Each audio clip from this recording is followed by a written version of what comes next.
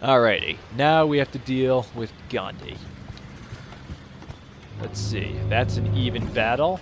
However, one thing I'm noticing is that that extra pikeman I had set to go did not build itself, and that is probably because we have learned how to produce riflemen. So, we're going to get a rifleman in there, which should be more than enough to hold off. And we'll just switch this to actually a library. Alright, so now we've got a rifleman, 4.5, so it can't really attack. However, I feel comfortable in just sitting behind our defenses for the moment. And if Gandhi does not attack, then he'll be at the mercy of the Lightning Knight's army on the next turn, so everything is under control. Let's see, and what's Boston doing? Boston is working on a wonder, the Shakespeare Theater, which will be finished in 3 turns. So we're just going to fortify our units for the moment. Actually, except for this second galleon. I'm going to set this to explore the Fog of War area back here, because something I'm actually curious about. If you see Thebes here, Thebes does not look like it's generating that much culture. However, if you look above it, its culture is very, very widespread in that one direction, which isn't normal. So that tells me that, I'm sorry, okay, the icon's messing up a little bit. That tells me that most likely within this little patch of fog here, Cleopatra at one point or another constructed another city to make up for all of her losses that she suffered this game. She has had her army has been devastated in each battle, and she's lost Abydos to me. She lost Elephantine to Gandhi in the very beginning when she left it completely undefended after building it right next to him. And Bhutto was also hers, and Gandhi, I believe, took that by force, even though she had some units in it. I wasn't able to get the complete details of that battle, but I know it wasn't. I know it had a unit in it when Gandhi took it. Alright, so once again, fortify and end our turn, heading into the year 1600 AD. And Bismarck continues to retreat. Alright. These units attempt to attack. 13 for 5 on 9. Slight advantage, and it looks like that advantage is all the edge I needed. We win. And this pikeman has achieved 3 victories. This unit has been upgraded to elite status and can acquire a special ability. Excellent and interesting. Medic gives our unit the ability to heal anywhere, and loyalty gives our unit 50% defense in home territory. Alright, well that's interesting. Well, we don't need, again, I don't think I'm going to be using this unit to attack anyone, not when I can produce riflemen. So, to keep it up to par with the latest technological units, the riflemen, we're going to give it loyalty. And that couldn't come at a better time when we are currently under siege. Gandhi continues to send weak units into my territory. However, his archer army is retreating, and he has a threatening message for me. You see, Windemex, perhaps you defeated my little legion army. Nevertheless, the prestigious snobbery of your people will soon come to an end.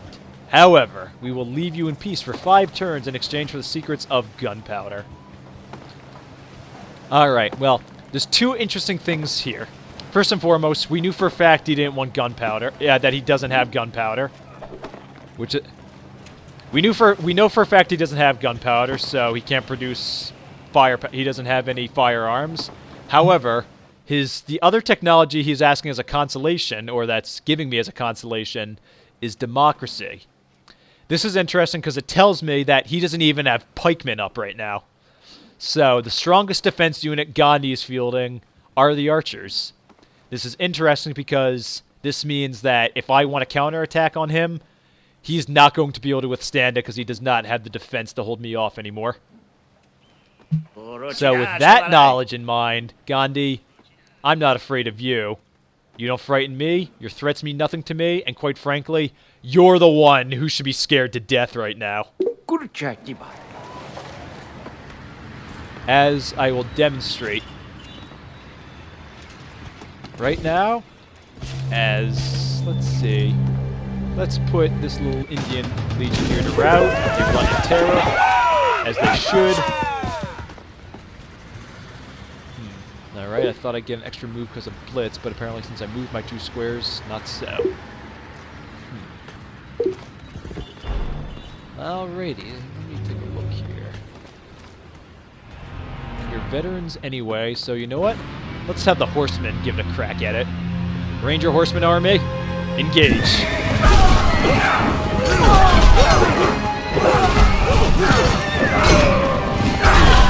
Alright. Victory goes to us, and we don't even need to heal after it. And we can even follow up this attack with another one. Let's do it. 9 on 3. Let's go for it.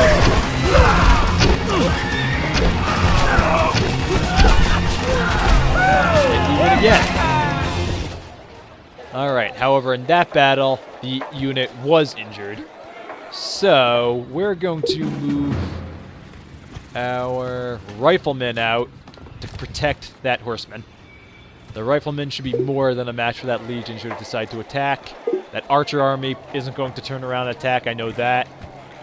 And even if there was another unit about to attack the city, this would still be a wise move because the guards pikeman army has more than enough defense power to hold the city from any attacking unit that Gandhi's currently fielding. Oh, and also something to note, my culture just grew another set of squares, and I'm now almost completely engulfing Thebes, which, might I add, has 36 defense power from its pikeman army in there. So, even if I'll say this right now, even if I wanted to right now, I could not take Thebes when it's backing that kind of defense power. I have nothing that can match that. And, let's see, even if I had a, even if I still had my infiltration catapults from a couple of videos ago, which Bismarck destroyed, and they were instrumental in taking Abydos from me, their attack power would only be 24, and if this Knight's army had infiltration, same thing, attack power 24. And there's no ocean that I have access to, so I couldn't get naval support, and no hill for me to attack from, so I'd be stuck with 24 against 36, and I'm sure that's not the only unit Cleopatra's got in there. But, doesn't really matter, I have no interest in taking Thebes. She's in a democracy, so she's not going to attack me. And the cultural battle continues to swing one-sided in my favor. So, let's see. Gandhi's most likely going to retreat. Gandhi's either going to retreat, get reinforcements, or this single legion's going to advance forward on a suicide march. I wonder what it'll be. Boston, still 2 turns. Harbor, 5 turns. You know what? 155 gold, that's worth rushing. Alright. So now we have a harbor in Washington, and that gave us a pretty significant food boost. Let's just, okay, there we go. I guess just focus entirely on food for the moment. And we'll set you to work on a workshop.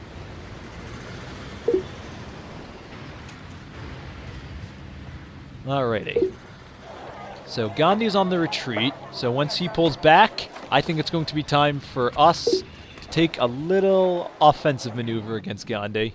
However, in the meanwhile, we're going to set this galleon to explore the fog of war, because I do want to get my theory confirmed if Cleopatra does indeed have a city back here. End the turn. Advancing to... Oh, hold on. This just in, sire. Government change. The Indians have replaced their monarchy with fundamentalism. Ooh, interesting. With fundamentalism, ground units will receive +1 attack power. However, their libraries and universities will cease to produce science. Alrighty, so Gandhi is once again throwing away all forms of logic and reason and devoting himself to the heavens. And this just in. Who is winning? Everyone still has their capitals. I have a overwhelming technology lead with 25 technologies to Gandhi, who has 17. And everyone else is below him. We have, let's see, we've got Alexander with 15, Cleopatra with 14, and Bismarck with 13. Alright, Bismarck continues to close that Bismarck continues to close that gap. However, he's... Geez, I have some hiccups coming on. I apologize. However, he's... Darn it, there it goes. However, he's still very far behind the rest of us. Again, with only 13 technologies, he has half the amount I do. Economics, Gandhi and Cleopatra have the first milestone. We're at milestone 4. And cultural. I have 6 with Bismarck. In second with 4. Looks like Gandhi, I think, has taken a little bit of a jump there. Now having 3. And Cleopatra and Alexander the Great have 1 each. Interesting. Alrighty. So we're going to heal the horseman, the Ranger Horsemen. And let's see, these knights could easily rout this unit. However, to get a little bit of combat experience, we're going to let our riflemen have a crack at it. Let's see how the Indian Legion handles dealing with rifles. Attack!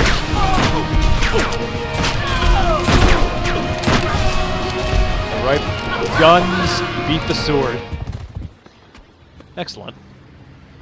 So, just continue to fortify. Let's see.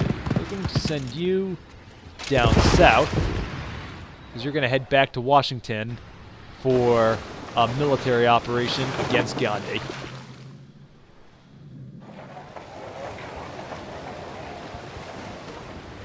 And as soon as the Shakespeare Theater is completed next turn, Boston is going to produce some more troops to assist in this endeavor. Alright, let us end the turn and advance the year to 1650. Top 10 cities in the world. Boston at number 1 with, let's see, that looks like 2 million, am I reading that rightly? 2,500,000 in, yep, sometimes it's hard to count the amount of zeros there. Alright, so Boston with 2,500,000 citizens, that's, even by today's standards, that's pretty darn big. Washington with 1,200,000 citizens. Berlin is number 3 with 600,000 citizens. New Orleans has 400,000 and is the 4th best city in the world. Oh, okay, that great culture person is what's setting the difference there. We're going to have to do something about that. Delhi is number 5 with 800,000 citizens, 3 buildings and 3 great people. Abydos, 600,000 with 4 buildings, no wonders, no great people. Dortmund, which with 800,000 citizens, is located in the fog of war, someplace I have not discovered yet. Thebes, 800,000, 1 building, 1 wonder. Athens, also 800,000 citizens, 2 buildings and a great person. And Stuttgart, 300,000 citizens, 2 buildings, 1 wonder.